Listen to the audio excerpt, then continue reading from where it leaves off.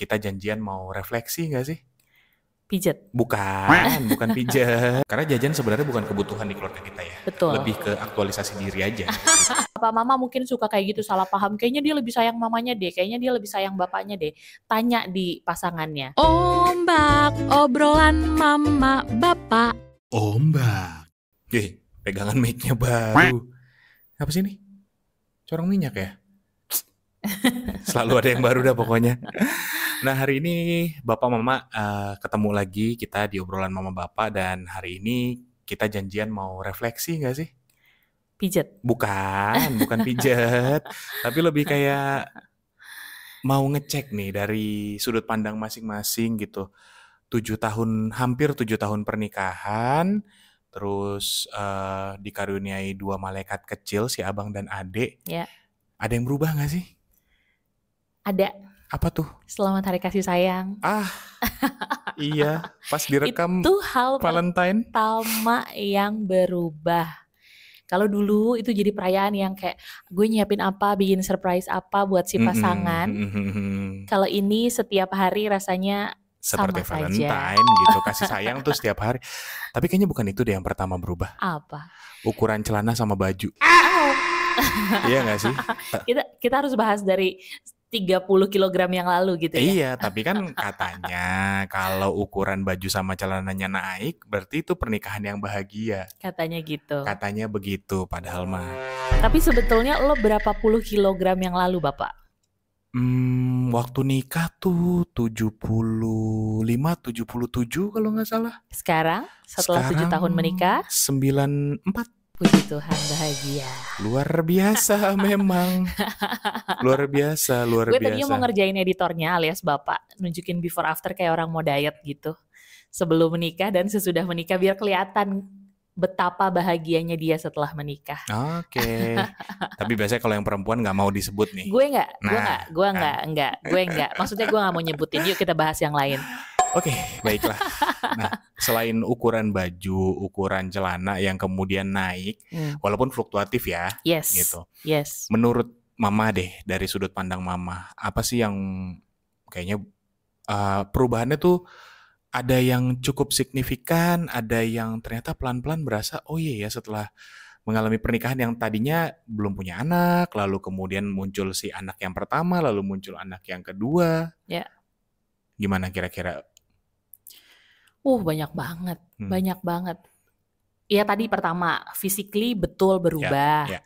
Dari yang waktu masih gadis, ya nggak kurus-kurus juga, emang dari sebelum menikah juga emang udah berbobot gitu.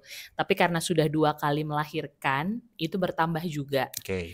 Dan yang kedua, pembelaannya adalah udah punya teman jajan sekarang. Nggak kenal waktu, nggak kenal jam. Keluarga kita tuh kayak bisa pop up, oke, kita mau pergi ke sana gitu. Jadi itu juga yang mempengaruhi fisik. Padahal berarti tadinya sewaktu masih belum menikah nggak suka jajan, bukan tukang jajan. Picky eater. Jadi kayak itu enggak gitu. Tapi setelah menikah, yang gue rasain sih jadi apa aja. Karena jajan sebenarnya bukan kebutuhan di keluarga kita ya. Betul. Lebih ke aktualisasi diri aja. Gitu. Menggerakkan UMKM. Boleh dibilang begitu. Menggerakkan UMKM kalau kita.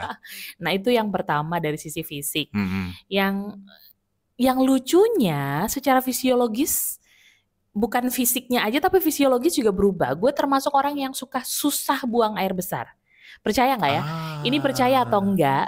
Mungkin mama bapak yang lain yang juga merasakan hal yang sama bisa relate. Dulu gue punya masalah dengan pencernaan. Tidak rutin untuk buang air besar. Tapi sejak menikah sama si bapak yang setiap habis makan buang air besar, gue punya kebiasaan teratur buang air besar. Dan gue gak tahu itu kenapa. Ya, mungkin nanti kita bisa cari penelitiannya. Apakah hubungan rumah tangga itu bisa mempengaruhi sistem pencernaan. Oke. Itu yang kedua. Terus gue itu si jago ini masih dari perubahan-perubahan minor ya. Yeah. Gue si jago-jago makan sambal. Maksudnya makanan tuh harus pedas. Sedangkan ketemu si bapak yang ngelihat gambar cabai aja keringetan. Ya, karena pemakan tomat. Iya. Nah, sekarang gue nggak kuat makan pedas. Maksudnya level kepedasan gue tuh jadi jauh banget berkurang. Makin berkurang ya. Ya. Dan kebetulan anak-anak juga ikut bapak. Bukan pemakan pedas. Ikut bapaknya. untuk saat. Padahal waktu gue hamil mereka, gue tuh sampai bapaknya frustasi karena si bapak tuh sampai nanya ke objinnya, aman gak sih anak-anak gue kalau istri gue ini kerjanya makan cabai? Karena pada saat itu kalau makannya tidak spicy, tidak pedas, rasanya mual, gitu. Lemes. Gitu. Jadi gue memproyeksikan pasti nih anak-anak suka makan cabai. Ternyata. Itu dulu 2. Gimana kalau Bapak? Yang pertama sih lebih kepada kalau iklan dulu tuh bilangnya nggak ada lo nggak rame. Oke. Jadi kayak berkurang 1 orang aja gitu. Tuh kayak kayak ada yang kurang ya gitu. Kayak misalnya kamu berasa juga kan waktu kemarin kamu sempat beberapa kali dinas keluar kota karena pekerjaan, itu tuh kayak merasa hilang gitu. Betul. Ya sementara gue sebagai bapak yang mencoba tegar demi 2 orang anak sebenarnya juga kayak kok ada yang kurang gitu ya, ada yang nggak lengkap nih gitu rasanya. Karena di belahan dunia yang lain ketika gue berangkat dinas, gue juga cuma goler-goler di kamar. Di saat orang lain beraktivitas after kegiatan dinasnya, mereka punya aktiviti di luar, gue memilih kayak orang kehabisan baterai di kamar. Kayak bingung kan? Iya. Karena udah biasa kemana-mana berempat. Anak-anak pun kerasa gitu kayak auranya tuh kayak lebih kurang semangat dan lain sebagainya. Gitu. Itu yang pertama yang menyebabkan. Hal yang kedua adalah akhirnya sekarang tuh lebih seru kalau mau ngasih orang mah bilangnya reward ke diri sendiri ya. Itu lebih seru kalau kita misalnya ada pekerjaan yang berhasil atau ada kabar baik apa gitu. Sekarang lebih seru tuh ya rewardnya untuk rame-rame gitu.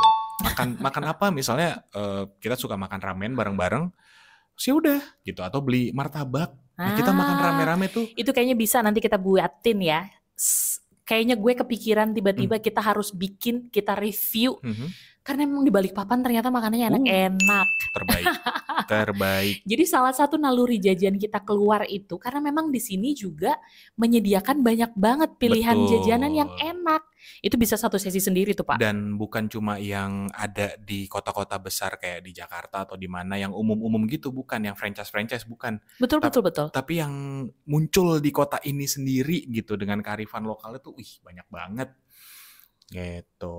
Nah terus apa ya yang kemudian makin terasa berubah itu ternyata ya itu tadi gue setuju sama mama gitu yang bilang bahwa kita tuh kayak medan magnet yang saling mempengaruhi. Dia yang tadinya sembelit atau susah buang air besar ternyata jadi gampang. Iya itu gue sampai sekarang masih belum ngerti loh gimana melogikakan setelah menikah fungsi pencernaannya itu bisa berfungsi dengan sama gitu, karena ada satu momennya kami sampai bikin jokes internal gitu. Setelah selesai makan, keempat-empatnya kami nyari kamar mandi, persis seperti habit Bapak. Makanya kami sampai bilang kalau kamar tidur tuh cukup 2 tapi toiletnya 4 sendiri. Karena bisa tiba-tiba pop up di waktu yang bersamaan kami berempat itu pengen nyari kamar mandi. Apalagi si abang tuh sekarang mulai kayak gitu. Mulai ya gitu, dia punya kebiasaan. Aduh habis makan ke kamar mandi gitu. Tapi di sisi lain juga ternyata gue sudah bisa mulai makan pedas pelan-pelan, bukan yang ekstrim tapi dari sisi Bapak juga adjust akhirnya naik level. Bisa menyantap, bukan menikmati ya. Bisa menyantap pelan-pelan.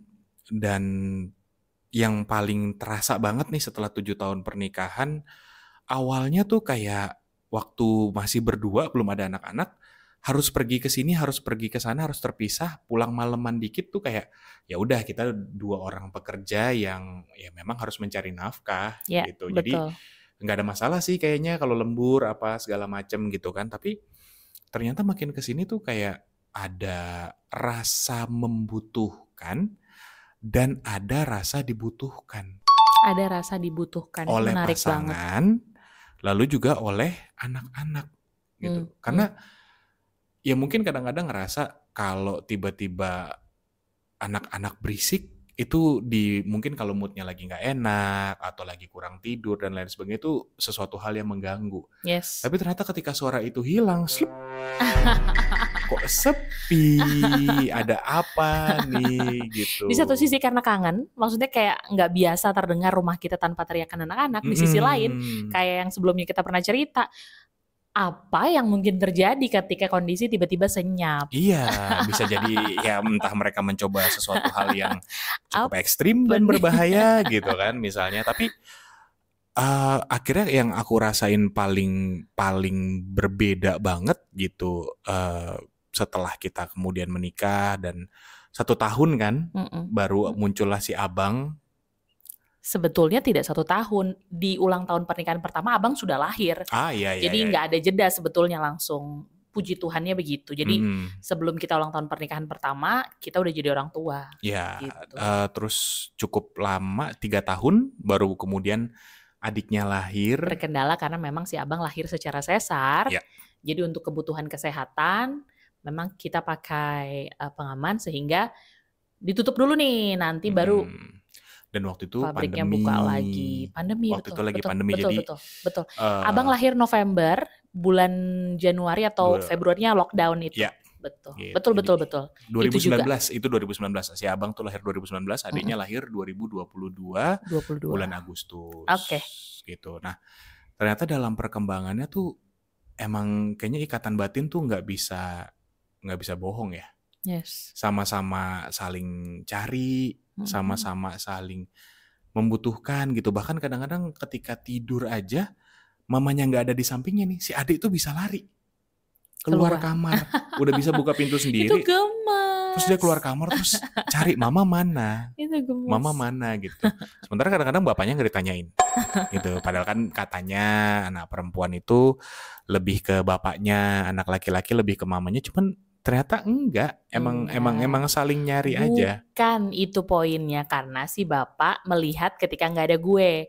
Karena ketika dia bekerja, si anak yang dicari bapak. Gitu. Jadi kebongkar lagi nih rahasianya nih. Bapak mama mungkin suka kayak gitu, salah paham. Kayaknya dia lebih sayang mamanya deh, kayaknya dia lebih sayang bapaknya deh. Tanya di pasangannya. Karena waktu bapak lagi kerja, anak-anak sama gue, mana papa gitu, yang dicari bapaknya. Gitu. Jadi baru tahu juga sih. Kirain selama ini emang fokusnya ke tapi abang mamanya. sama adik, kalian juga harus tahu loh, papa mama tuh juga banyak banget perubahan sejak ada kalian. Ya. Jadi sedikit banyak kami tuh meng-adjust kalian loh. Betul. Karena video ini juga kita bikin untuk repository kalian. Ini papa mama enggak. Kami juga banyak banget akhirnya ngikutin karakter mereka, ya nggak sih? Yeah. Apa yang mereka suka, apa yang mereka nggak suka, apa yang abang suka, apa yang adik suka, akhirnya jadi kesukaannya papa mama. Betul. Iya kan? Betul. Dan lebih setelah 7 tahun tuh lebih banyak berpikir buat anak nggak sih? Iya. Beli jajanan buat anak. Betul. Kalau itu gue setuju. Mau nge-mall, apa ya yang bisa dilakukan anak-anak nanti di sana? Betul. Konsiderannya lebih ke mereka. Pertimbangan utamanya adalah kenyamanan mereka. Mau liburan, anak juga. Kids friendly nggak nih hotelnya? Nah, di sekitar hotel itu terus ada wisata apa buat gitu. anak-anak? Ya minimal mini zoo ya. Sekarang udah banyak di hotel-hotel gitu. Minimal itu deh. Jadi kalaupun hujan atau kondisi lagi anak-anak tetap punya aktiviti. Kurang menyenangkan tuh tetap bisa melihat si mini zoo lah minimal gitu. Dan malah jadi sering sedikit lupa apa yang harus diperbuat untuk pasangan. Tapi itu sedih apa enggak sih kalau menurut lo, Pak? Tapi sebelum ke kita jam sedih atau tidak sedih, tapi masih ada enggak yang habit yang memang lo miliki sebelum lo menikah dan menjadi seorang bapak yang sampai sekarang tidak berubah gitu, tetap sama? Ngopi. Itu aja sih. Itu ngopi sih. Me time ya? Ya, sambil mengosongkan pikiran yang bertarung. Wah, ya itu ngopi itu. Tadi apa quote-nya, gue suka yang lo kirim ke gue, quote tentang ngopi itu. Lebih ke kita dan kopi itu committed relationship aja. Gitu. Jadi hubungan Mas sama saya apa? Ya, jadi cuma itu ngopi ya. Cuma time itu. yang nggak berubah. Itu habit yang nggak berubah ketika Oke, gue Karena apa ya? kayaknya kalau mau motoran sendiri gitu ya, udah ada yang ngekor soalnya. Aku ikut. Si abang kan suka banget tuh naik motor. Terus dia udah punya helm juga gitu kan. Oh, gue tahu, gue juga masih punya. Apa? Karaoke. Udah agak susah waktunya. Agak susah, tapi kayak gue tuh masih mau menyempatkan untuk setidaknya di suatu ruangan sendiri nyanyi hanya untuk merilis itu, karena buat gue itu iya tadi kayak ngopi tadi, karena gue nggak ngopi kan, tapi kayaknya pelarian gue itu deh bernyanyi. Ya. Cuma, nah itu menariknya, nyanyi kadang-kadang si mama ini pakai headset gitu kan, terus anak-anak kan walaupun di luar mungkin lagi nonton atau lagi main, suka masuk-masuk ke kamar, tahu-tahu dia nyanyi lagu.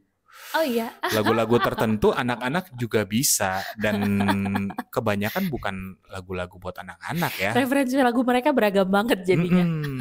Sampai tahu tuh lagu Ninja Hattori, lagu Doraemon. Sampai rungkat. Terbaik lah pokoknya. Suatu saat gue video call sama mama, sama nyokap gue, opungnya anak-anak. Terus mereka tiba-tiba, bukan, itu bukan yang paling lucu. Yang paling lucu bapak pulang sama anak-anak dalam kondisi rumah gelap. Terus adik yang kecil, si adik yang umur 2 tahun, terus bapak bilang, waduh lampunya mati nih. Terus dia tiba-tiba nyanyi dari belakang seperti mati lampu dan bapak terkejut. Tiba-tiba lagunya King Nasar. Kayaknya itu juga bisa jadi cerita mereka bahwa mereka berubah karena kita. Termasuk selera musiknya. Jadi banyak deh abang sama ade itu nanti mungkin besar mempertanyakan kok begini gitu. Termasuk selera humor. Yes, iya lagi. Itu udah bisa kayak jokesnya receh lagi. Sama-sama receh. Bahkan ada yang ketika video ini direkam kamu masih umur 2 tahun nih dek, kamu tuh sudah mulai bisa mengeluarkan jokes receh. Yang kadang kita tuh kayak apa sih dek gitu. kamu ngomong apa sih gitu, atau kamu nyanyi apa sih gitu. Kalau si abang sih sudah sampai level mama bapaknya ya. Kamu tuh di umur 5 tahun bang, itu udah bisa ngeledekin orang. Iya betul. Ngecengin orang. Bukan ngeledekin, lebih tepatnya ngecengin. Emang kayak kita sama temen nongkrong aja. Betul. Tapi kemudian juga akhirnya kelihatan juga nih, abang dari umur 3 aja itu udah kelihatan kayak bapak, orangnya supel. Berani gitu menyapa orang yang mungkin dia baru ketemu. Kayaknya semuanya deh anak-anak ngikutin karakter lo. Si ade belum kelihatan nih, di usia 2 tahun kamu belum kelihatan deh, kamu masih takut. Ingat kemarin kita mau coba kelas balet. Oke. Iya. Trial kelas balet. Dia nangis. Karena orangnya baru semua buat dia. Kalau si abang enggak. Les baru nih karate, datang ni hao gitu. Karena di sekolahnya ada belajar bahasa Mandarin, jadi dia pakai ni hao. Emang kamu kenal bang? Ya kita sapa aja dulu katanya. Oh iya. Iya betul. Itu karakter bapaknya. Yang gue sebenarnya nggak gitu. Tapi ternyata si abang benar-benar dia punya itu. Betul. Jadi kayaknya emang yang paling gede itu kayak saling tarik menarik, saling mempengaruhi, dan ya akhirnya kita juga jadi acuan. Yang kemudian yang harus kita ingat adalah ya kita juga harus hati-hati sih berkata-kata, bertindak. Penting banget. Jadi maksud gue bukan hanya kita tidak, kan banyak yang bilang jangan berkelahi di depan anak-anak gitu. Oke, kita tidak berkelahi di depan anak-anak, solving the problem di belakang anak-anak. Tapi selain itu juga mungkin jokes, selera musik, bercandaan yang memang dewasa, kalau bisa agak difilter. Kadang-kadang suka kelepasan. Dan itu diserap dengan sangat cepat sama anak-anak. Dan nggak tahu ya, bisa aja dia praktekin di tempat dimana kita nggak ada gitu, takutnya gitu. Dan hati-hati banget sih buat mungkin orang tua gitu. Sebenarnya kita juga begitu, tapi kita juga sudah coba hindari, kita sudah coba kurangi, kayak mungkin ngelihat sosial media gitu, pakai handphone terus dekat mereka, itu kita lagi coba kurangi. Kenapa? Karena tiba-tiba kan menarik ya cahayanya buat mereka. Mereka tingkat ingin tahunya tuh masih sangat tinggi. Tinggi betul. Jadi mereka tuh tiba-tiba lari, itu apa? Gitu. Hati-hati, mungkin yang lagi kita lihat itu trailer film yang ada bagian yang memang tidak layak untuk anak-anak. Walaupun kenyataannya kalau sekarang ya, kalau gue ketika lagi buka gadget, terus ya pekerjaan atau apapun juga, anak-anak tuh bilang, mama jangan pegang handphone karena itu merusak mata. Nanti mereka bisa ngomong sakit. Gitu, nanti matanya sakit. Padahal yang ngomong itu siapa? mamanya ke anak-anaknya, dibalikin Iya. prosesnya. Iya dong, betul. Dan akhirnya kita kayak ngerasa kayak kok kita disekak oleh anak kita dengan kata-kata atau kalimat kita sendiri ke mereka. Itu tuh kayak fair enough sih. Di saat seperti itu tuh kadang-kadang mau marah, tapi kita akhirnya sadar bahwa enggak, equal treatment ketika mereka tidak boleh melakukan hal itu, dan mereka mengingatkan kita jawabannya terima kasih ya sudah mengingatkan gitu. Kami membiasakan untuk seperti itu sama anak-anak. Jadi ternyata secara nggak langsung juga, kalau tadi aku bilang tarik menarik, hal yang kedua itu kita tuh sama-sama saling mempelajari. Ya betul. Satu sama lain. Which is good. Ya. Gitu. Ya, karena akhirnya berarti kita punya waktu yang cukup panjang untuk saling berkenalan, bergesekan, sampai saling mempelajari. Betul. Itu indikasinya, maksud gue bagus. Jadi memang mungkin tergantung kitanya juga kali ya. Ini dalam masa pernikahan, baik yang mungkin baru menikah, mungkin sudah berapa tahun dan sedang menunggu kelahiran buah hati, atau seperti kami, puji Tuhan dikaruniai 2 orang malaikat kecil. Dampak apa yang mau dibawa? Ini mau ke arah mana? Karena bisa aja negatif gitu. Ya, anak salah sedikit banting barang, atau dimarahin, atau dipukul, atau diapain gitu. Terus mungkin nggak senang sama pasangan, berantemnya depan anak-anak. Gitu. Anak-anak sampai tahu lagi berantem nih. Scream, teriak. Kalau kita sih sebisa mungkin, kalaupun lagi ada yang nggak enak, ya udah jangan terlalu ditunjukin di depan. Cuman emang kita juga punya habit kalau nggak suka atau marah justru cenderung diam. Bukannya, jadi kalau kita masih bunyi itu artinya kita masih toleransinya masih gitu. ada. Ya gitu. itu artinya we're fine. Tapi kalau udah nggak suka tuh emang beneran bisa diam. Gitu. Nah kayaknya itu juga mulai dicontoh nih sama abang sama adik. Kalau mereka masih jawab-jawab itu artinya mereka masih baik-baik aja. Tapi kalau ketika mereka udah mulai kayak muka gitu. Atau biasanya karena sakit. Ya. Ketika mereka udah mulai diem, udah mulai itu tuh kayaknya apa nih, entah tiba-tiba flu, entah tiba-tiba demam gitu. Jadi pelariannya justru hibernate mode gitu. Kalau udah nggak nyaman, nggak enak, marah, lebih banyak ke situ. Tapi menariknya buat aku tuh salah satu yang membuat kita bisa saling mempelajari satu sama lain, karena kita tidak membiasakan gadget juga sih sama anak-anak. Iya, sampai abang usia 5, adik usia 2, mereka tidak punya waktu screen time di gadget ya. Mereka hanya punya waktu screen time, betul. Yang bisa dipegang ya. Yang TV. Tablet atau mungkin handphone, tapi kita ngasihnya di handheld TV. enggak. Ya. Oke. Kita kontrol waktu nontonnya mereka, kita kontrol apa yang mereka tonton. Betul. Gitu. Karena takutnya kalau udah handphone atau tablet suka hilang sendiri gitu. Itu yang kita ngeri, dan bahkan kita udah sepakat paling cepet itu yang bikin akhirnya mereka jadi mirroring. Pokoknya semua episode tuh harus ada. Itu yang bikin akhirnya mereka emang mirroring kita, karena memang lebih banyak ngeliatin kita daripada ngeliatin TV. Betul. Karena banyak anak-anak yang akhirnya bertutur terus bertingkah lakunya seperti idolanya yang ada di televisi. Karena waktunya itu lebih banyak dihabiskan sama si tokoh yang ada di TV. Jadi kalau dia masih mirip mamanya nyanyi dangdut, bagus. Berarti nggak apa-apa sih. Lebih banyak menghabiskan waktu sama si mama tuh Pak. Betul. Nggak apa-apa sih, asal maksudnya positif dan bukan lagu-lagu dangdut yang negatif ya. Liriknya apa segala macam. Iya, setuju. Gitu. Nah tapi menurutku itu satu, karena kita setuju, akhirnya kita bilang bahwa ini anak-anak paling cepat punya gadget itu mungkin 1 SMA. Oke. Karena mungkin di situ dia sudah ada kebutuhan untuk bikin PR-nya tuh ngegrup tugas, dia perlu berkomunikasi dengan teman-temannya, dan udah pasti tuh sudah menjadi momentum di mana kalau anaknya nggak introvert kayak mamanya, nongkrong, main futsal bareng misalnya, atau renang bareng si adik sama teman-temannya dan lain sebagainya gitu. Dan supaya kita lebih gampang tracking mereka. Karena itu menjadi GPS berjalan, bukan begitu? Oke, balik lagi ke kita, apalagi yang berubah. Tadi kan anak-anak nih. Tapi intinya pokoknya sampai sini adalah bahwa sebetulnya nggak tahu siapa mempengaruhi siapa, tapi kita berempat tuh sebenarnya jadi individu yang akhirnya punya warna baru. Si merah, hijau, biru, kuning ini ternyata akhirnya berubah gitu, jadi kuning aksen, merah aksen, nggak lagi membawa warna awal kita. Nah, selain itu secara personal sebenarnya apalagi sih Pak yang berubah Pak setelah menikah dan menjadi bapak? Aku nggak tahu, tapi ini kita bisa sepakati bersama atau enggak gitu ya.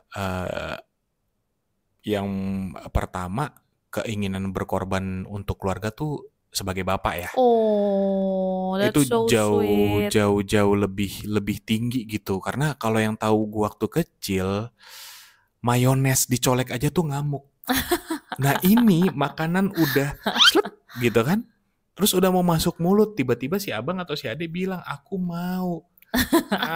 Ngerem. Rirut. Udah dikasih ke anak-anak. Oh gitu ya? Iya. Oh lo termasuk yang pelit dengan makanan ketika kecil. Dan dulu ingat gak sih waktu abang umur berapa bulan ya, yang dia nangis dari jam 9 malam sampai jam 5 pagi. Ya kan? Tapi gue lupa penyebabnya apa waktu itu. Nah itu juga gak tahu, tapi dia nangis dari jam 9 malam sampai jam 5 pagi. Itu malah yang bangun sampai pagi tuh gue. Gantian sama si mamanya karena emang nggak bisa nahan ngantuk aja. Ya, oke. Gitu. Tapi waktu itu masih masa pemulihan pasca sesar juga kan, kalau nggak salah.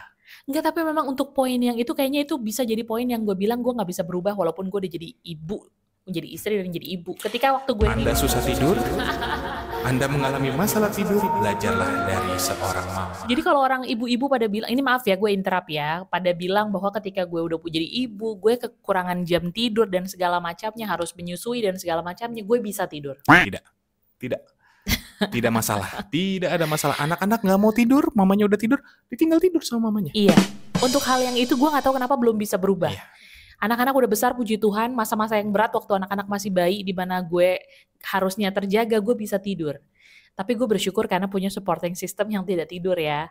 Nah, karena gue bisa tidur, bener-bener yang senyap, nyenyak. Di bawah 5 menit tuh mama tuh udah bisa plek. Dan akhirnya anak-anak yang mungkin tadinya aktif gitu kan, ya akhirnya ikut tidur karena nggak ada teman ngobrolnya lagi, nggak ada lawan mainnya lagi. Papanya pulang kerja waktu itu si Cielo masih kecil, terus loh, mama mana? Cielo yang kecil itu menyelimuti mamanya, jangan ribut, papa mama lagi tidur. Sebuah pemandangan yang itu yang nggak berubah, tidak umum. Yang berkorban. Satu berkorban, lebih, dan ini lebih ke anak loh. Lebih ke anak gitu. Walaupun ya untuk pasangan sendiri pasti ada. Cuman aku nggak tahu, kayaknya kok jadi lebih condong ke anak. Kedua tuh kayak hal-hal kecil yang aku lakukan untuk istri, itu tuh kayak cuman jadi kewajiban. Udah nggak ada sesuatu yang spesial menurutku ya. Makanya nggak tahu nih, kita sama-sama cek and recheck gitu. Menurutku, tapi ketika itu dilakukan buat anak gitu, itu rasanya spesial. Nah, tapi kalau namanya rasa sayangnya ke siapa? Tetap ke istri gitu. Nomor 1 tetap ke istri. Itu tidak berubah. Itu hal yang tidak berubah. Cuman hal-hal kecil kayak ambil minum, atau misalnya ngantar ke kantor, jemput dari mana dan lain sebagainya tuh kayak beliin jajanan gitu. Itu tuh kayak apa ya? Beda rasanya kalau misalnya si mama ngidam nih, Pak beli ini dong, di Balikpapan tuh ada namanya salome atau pentol, biasanya dibilang beli pentol dong gitu. Kalau cuman buat kita berdua, rasanya tuh plain, datar aja.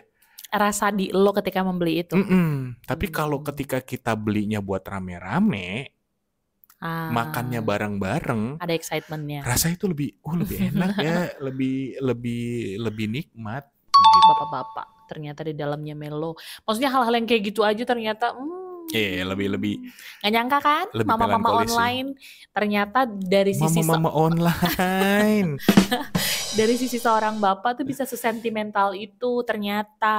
Nah, kita kan cuma banyak-banyak ngobrol biar tahu ternyata si bapak yang kelihatannya tegar itu ternyata di dalamnya hal-hal sepele aja Pink. Suka banyak yang nggak diceritain kan? Ih, apa sih kok jadi gitu? Sorry.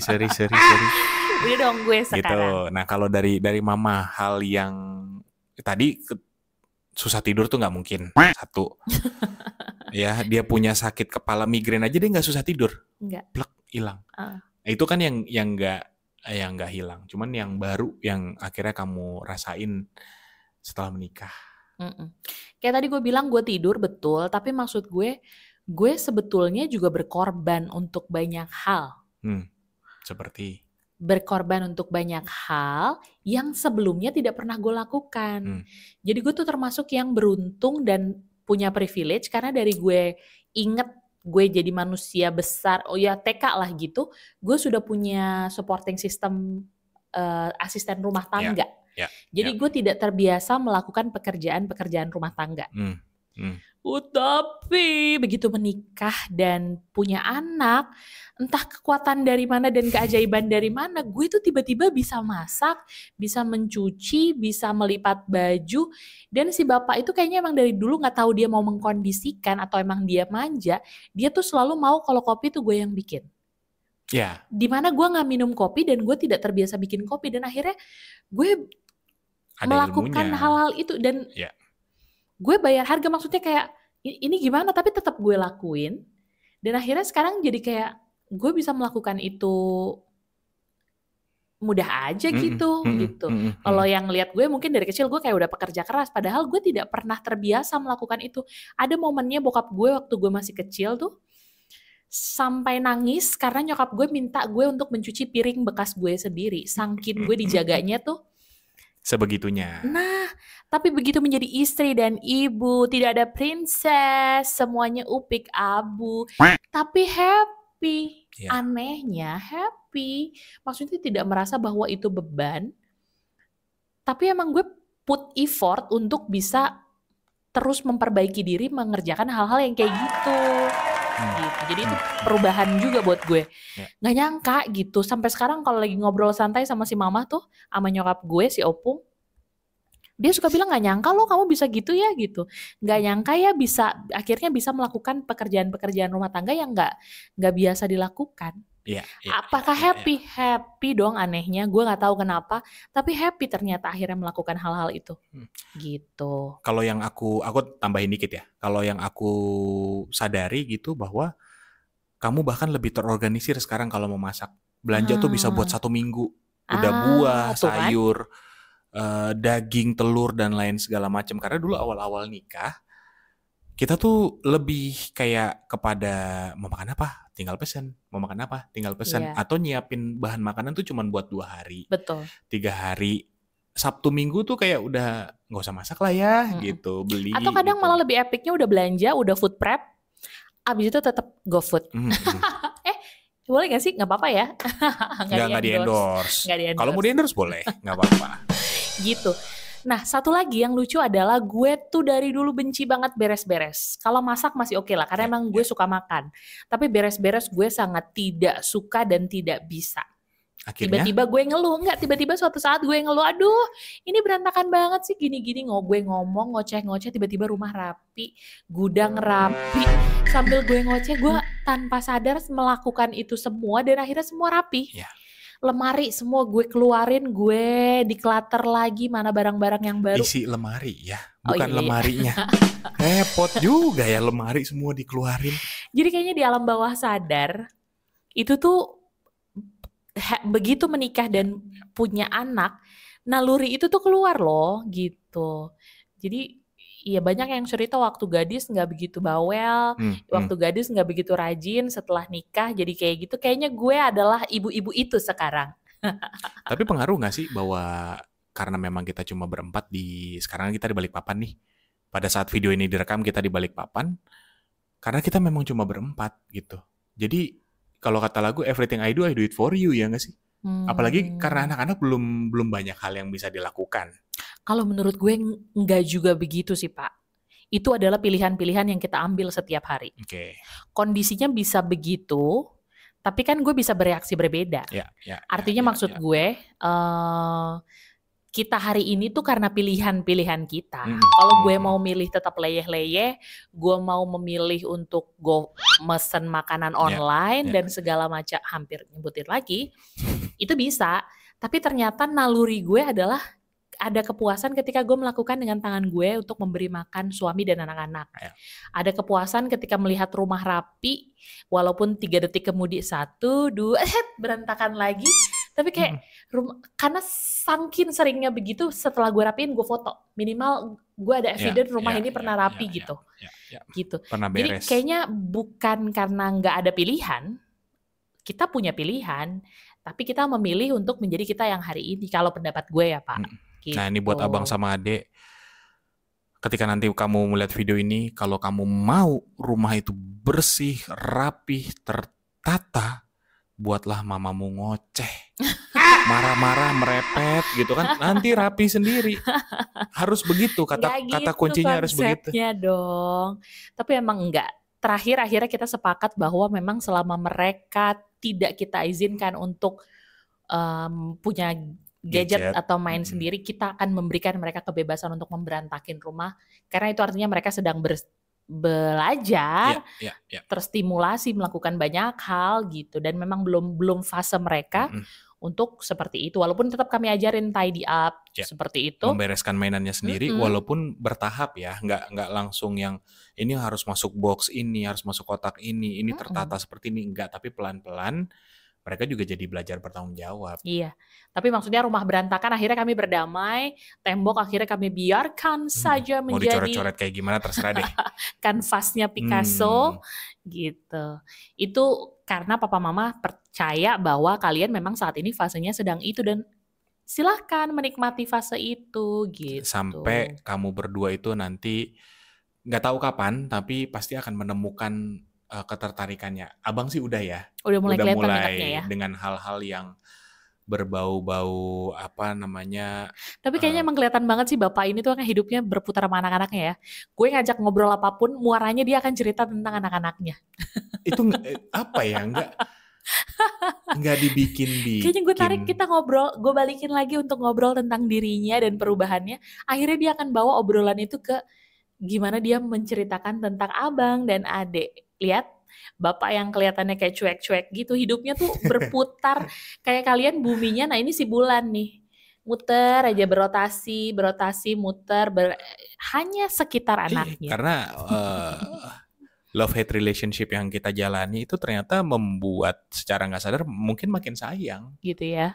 Makin sayang, jadi berputarnya ke situ. Tapi mungkin menarik buat papa mama, ayah ibu, ayah bunda di luar sana yang kayaknya perlu deh, ya nggak sih, setiap mungkin per 6 bulan, apa itu? Atau per trimester gitu kan, ngobrol lagi. Oh iya. Ada apa ya yang gitu. Bukan untuk kayak ngejatohin, bukan untuk ngeledek, ngecengin pasangan sendiri, enggak. Tapi kayak ngasih tahu, makin sadar nggak sih gitu. Ini mama juga akhirnya baru sadar nih bahwa hidup suaminya tuh sekarang udah seputar anak, padahal bukan cuma seputar anak, seputar dia juga. Gitu. Karena kalau seputar Indonesia berita ya. Receh ya gitu. Tapi maksudnya salah satu alasan kami juga merekam obrolan kami, karena kami tuh sebenarnya tipe yang sangat-sangat suka ngobrol setiap saat, setiap waktu gitu. Kalau kami termasuk yang ngobrol mulu malah. Ngobrol mulu, ngomong aja, cerita Asal aja. ngobrolnya tidak di atas jam 9 malam. Dan kita berdua nggak bisa pilot talk. Nggak, 2 kali. Kita berdua nggak bisa pilot talk. Kenapa? Ngobrol, nyender. Karena abis itu alter ego yang diajak ngomong. Gitu. Nah, sebenarnya mungkin karena saking banyaknya kami ngobrol, kami ngerasa kayaknya ada deh yang bisa diambil. Minimal diingat sama anak-anak atau papa mama online bahwa emang akhirnya yang tersisa dari pernikahan itu adalah ngobrol. Bercerita. Bukan tersisa ya, tapi yang masih akan sustain itu adalah ngobrol. Jadi kalau tadi bilang jangan ngeledek, justru di momen ngobrol itu kita kembali lagi kayak waktu pacaran di mana bercanda. Iya, apalagi kalau yang anak-anaknya tuh masih umur 5 dan 2 kayak abang pada saat video ini direkam ya. Itu kita kayak masih nunggu aduh nanti deh nunggu mereka SMP atau SMA. Iya, banyak plan yang menunggu mereka besar. Yang sudah bisa ditinggal sebentar, kita kabur ke bioskop atau kita kabur makan berdua. Gak usah ngomong ke bioskop karena kita sudah mau 7 tahun pernikahan dan 1 tahun pacaran, kami belum pernah ke bioskop berdua. Karena saya takut ditinggal tidur aja sih di bioskop sama beliau ini. Gitu. Jadi ngobrol tuh penting. Dan itu yang dulu kita lakukan, sekarang kita lakukan, dan doa bersama sampai kita tua nanti kita tetap ngobrol bareng sama pasangan kita. Betul, karena anak-anak akan punya kehidupannya masing-masing. Dan kita sepakat bahwa ketika anak-anak menikah itu nggak boleh lama-lama di rumah kita. Mereka harus keluar dari rumah karena mereka menjalani kehidupan mereka kan. Gitu. Itu boleh nanti diobrolinnya di sesi berikutnya. Kalau yang itu mamanya yang melo soalnya. Jadi mungkin kalau ngerasa sekarang kok kayaknya pernikahan tuh hambar-hambar aja atau kayak ada kurang bumbu-bumbu apa gitu, nggak usah cari cara yang ekstrim. Caranya gampang. Mulai lagi ngobrol. Ngobrol hati ke hati aja. Nggak harus di rumah kok. Heart to heart. Iya, di mobil. Mouth to mouth nggak? Ya tergantung pilihannya. Karena udah sah ya boleh-boleh aja gitu kan. Yang nggak sah aja boleh. Bisa maksudnya, bukan boleh, bisa. 3. Apa sih dihitungin? Apa maksudnya, ternyata itu salah satu cara yang sangat mudah untuk kembali ngasih percikan-percikan lagi. Betul. Bikin kenangan lagi. Oh iya ya, kok aku nggak pernah sadar gitu. Aku nggak pernah tahu, dan itu jadi bahan evaluasi juga sih. Sebenarnya ini ke depannya nanti rencananya mau kayak gimana gitu. Itu ternyata perubahan yang kita rasain selama hampir 7 tahun menikah, dan ketahuan ketika kita sudah mulai ngobrol berdua. Apa sih yang dilihat dari sudut pandangnya mama, apa yang dilihat dari sudut pandangnya bapak, gitu. Dan it works. Ya, tapi jangan bayangin kita ngobrol tuh ngobrol yang gini ya. Ngobrolnya tetap aja receh gitu, tapi akhirnya hal-hal berat pun akhirnya bisa dibecandain dan bisa diobrolin secara sederhana aja karena saking seringnya kita berkomunikasi. Nggak jadi standar seperti biasa, ini cerita kami, cerita mama bapak, dan kami akan terus bercerita banyak hal apapun juga. Kalau ada ide untuk masukan apa yang mau kami obrolin, mungkin sudut pandang dari sisi mama sama si bapak gimana ya, kalau terkait dengan ini boleh banget. Boleh tulis di kolom komentar, nanti kami akan bahas. Tapi janji kami tadi sih yang udah paling pasti, dan gue udah kebayang-bayang banget kita akan bahas makanan di Balikpapan. Itu akan seru banget. Siapa tahu pada mau main ke Balikpapan. Seru loh di sini. Kota nyaman sekali, enak. Makanannya, minumannya, jajanannya enak banget. Nanti kita bahas di episode-episode selanjutnya. Jangan pernah bosan ya. Obrolan mama bapak, Ombak. Sampai jumpa. Ombak.